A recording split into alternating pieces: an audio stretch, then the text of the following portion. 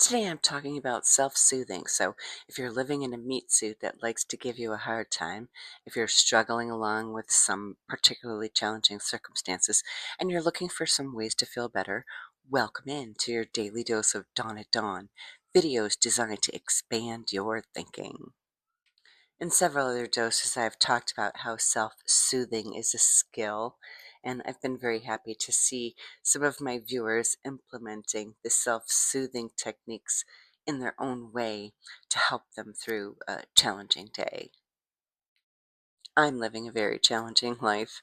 I make it look easy, but it's 9 diagnosed disabling disorders. There's always something going on that I need to be dealing with. And as a resilience coach, I have found that comforting myself helps me probably more than anything else. So today I'm just going to share with you some of my self-soothing strategies, and you can put them through the U filter and see how you can apply them in your own life to help you along on your journey. If self-soothing is something you already know how to do, consider sharing this video with a friend of yours that might be struggling. Time. When I'm done I have to take time from where it is available to me. In case you didn't notice, I've been missing some of these doses. It's because I've been taking care of myself. Needed to do that. Going to bed early, getting extra rest, not overbooking myself, and going to the beach. That's definitely something that I make time for because it gives me more go juice. My self talk is always filled with grace, even if old me might have felt like I didn't deserve it. Whatever it is, it happened. You can't go back in time and change it, so radically accept it and deal with it from there. Self-care is something that took me a really long time to learn and understand. When I was younger, my mom would complain about my father, saying his phrase was, "After me, you come first." This sort of warped into a limiting belief of mine, and it took me a long time to undo it because it wasn't really a sensible belief. It was confusing because it was bad for dad to put himself first and then take care of everyone else, but it was okay for mom to do it. Now I completely understand. If you don't take care of yourself first, there's not going to be a you to take care of anyone else. Some really simple ways I soothe myself are by keeping my living space inviting. Being a minimalist, I don't have a lot of stuff everywhere. My house is very easy to tidy up and make presentable at any time. I keep magic erasers in the bathrooms and make things easy to clean up quickly. There's a lot of sunlight in my house. I have a sign in my garage that welcomes me home. I have a bear reading a book when I open the door, and just the whimsy makes me happy, and happy's medicine. Isolation is also a big part of my self-soothing routine. And not because I'm a Pisces and I need to recharge or anything like that. It's more when I need comfort and the people around me aren't there to deliver it. My friends, roommates, coworkers. Um, I excuse myself from small talk and forced interactions and just recharge by myself, and then I can come back and be a better friend, roommate, coworker, etc. Friendships absolutely can be soothing, but this is all about self-soothing today. I have a lot of comfort items in my life. My fashion is also functional. My hat holds my hair in place exactly where I want it, so it doesn't ever get in my eyes, and it sort of like hugs my head in a way that feels really good. And because of the narcolepsy, when I get sleepy, heat escapes my body, and the hat helps me keep myself warm.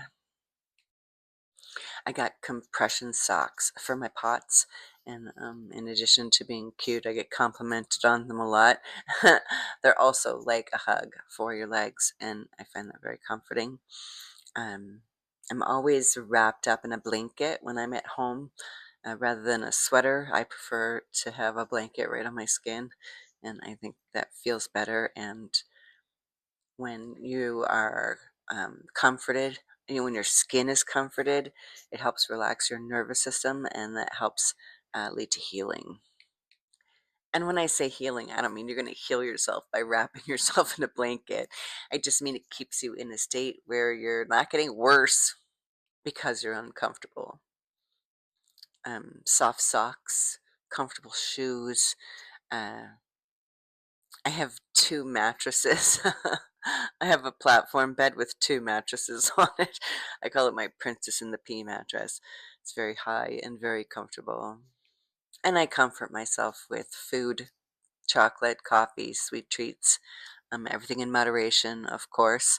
I'm not denying myself, but I'm not overindulging either. Music. Music is my big time emotional regulator. Last week, my neighbor got a puppy, and the puppy was whining all day, and I was able to keep my nervous system regulated by playing music in my headphones so that I didn't hear the whining, and just soothed myself through it instead of getting mad about it. When I have low energy, I'll play music that will help keep my mood up, and that often helps bring my energy up. When I'm having intrusive thoughts or having trouble focusing, music helps distract me. I will sing, and it's not possible to think about something else while you're actively singing something. Touch is one of my love languages and definitely is something I find very comforting. And when you're by yourself, you don't get to experience touch as much. But I like to wrap myself in my blanket and swing in my swing, and that feels sort of like I'm being held by someone, and I find that very comforting. Someone mentioned in a video about putting your hand on your solar plexus, and it feels like a hug. And I do find it very comforting. Sometimes when I'm walking at the beach, I'll just walk with my hand on my chest like this. And strangely, it helps me feel less alone. I don't know. It's just gotta try whatever, This, even if it seems silly, if it gives you relief, if it helps you, do it anyway. Hugging yourself, rubbing your arms. I give myself foot massages all the time. I find that very comforting. I have a wooden roller thing. I use this on my head and on my jaw and on my neck, and I find that very comforting. It's helped me bring down the pain in my head quite a bit, actually. Maybe you picked up something new here today.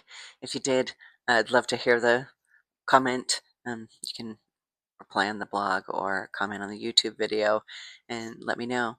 If you have something you want to add for the other viewers who are learning to self-soothe, please put it in the comments.